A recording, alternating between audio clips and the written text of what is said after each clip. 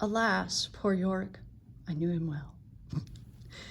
This is Dr. Jones checking in. This is A&P 1, Lab Test 1, Video 6, and we're going to cover the face.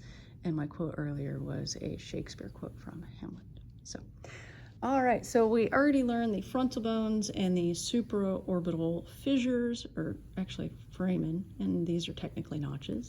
This is the orbit. We already said this is the zygomatic bone, and this is the temporal process of the zygomatic bone. And we mentioned that this was the perpendicular plate of the ethmoid bone, and we skipped ahead and said this is the vomer. So the superior aspect here, perpendicular plate, inferior aspect, what bone? Vomer. Excellent. And what's the other place to see the vomer? You got it right there, just the middle part.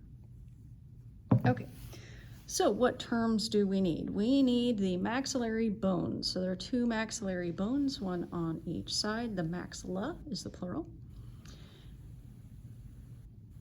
Is it the plural? Is it the singular? Where grammar and science meet. And these right here are the infraorbital foramen. I think I still have that skinny pipe cleaner. So the infra means inferior to, so there's a hole inferior to the orbit, and it's also for nerves, blood vessels. Actually, a different branch of the same nerve. Right here, and in the chin too, okay? And this will be the sensation to this sixth of your face. This side will do this sixth of your face.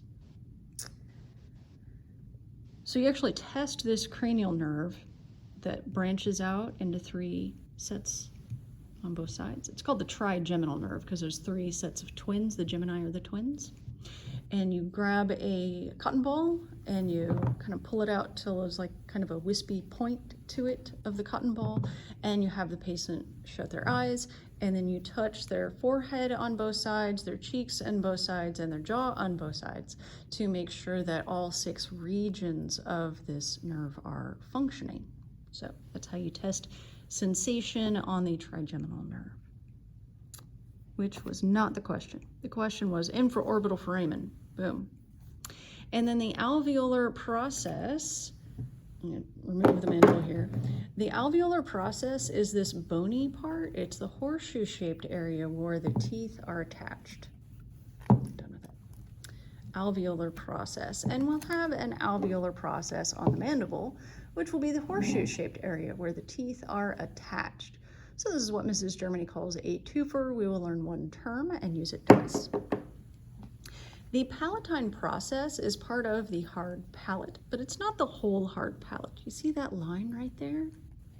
That line right there is a suture, which means it's where two bones come together.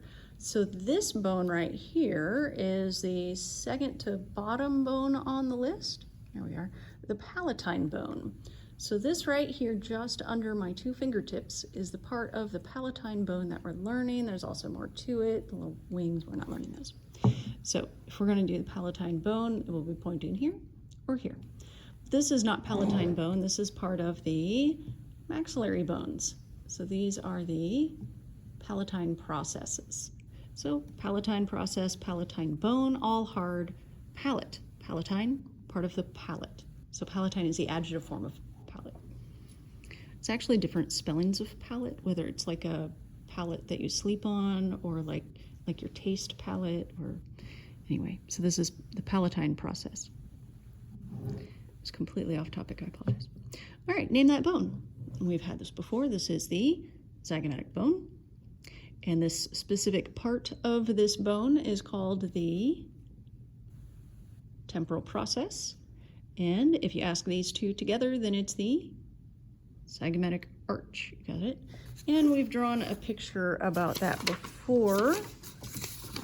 Here it is, in case you missed that picture, was the other side. There you go.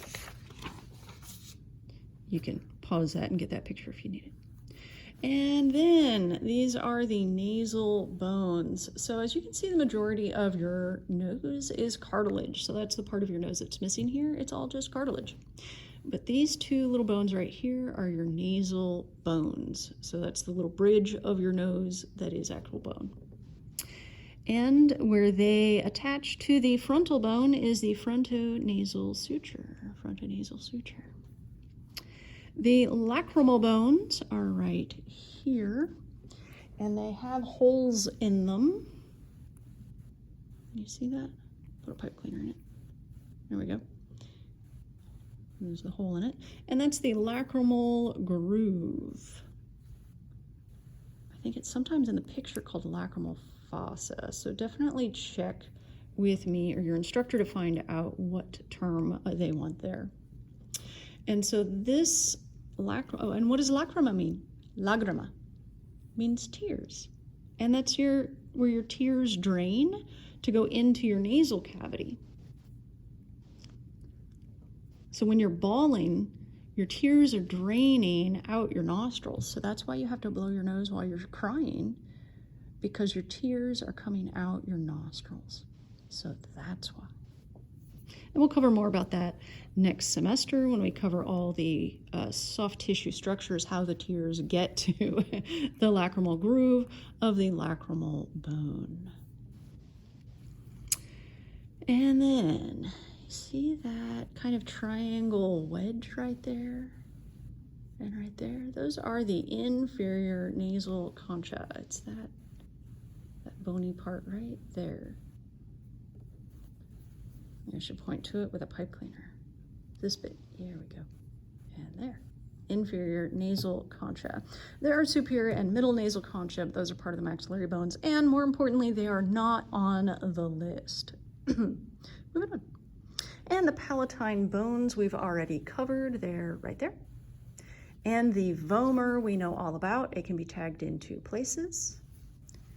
And the inferior and posterior portions of the bony nasal septum, because the superior portion is the perpendicular plate of the ethmoid bone. Boom, took the words right out of my mouth. Okay, so that's been 7 minutes. We will come back for the next video and cover the mandible, and I'll see if I can find a hyoid. So this has been A&P 1, Lab Test 2, Video 6, where we covered page 17, the part that covers the face, except for the mandible. Thank you, as always, for tuning in. Yes, the skull agrees. Dr. J out.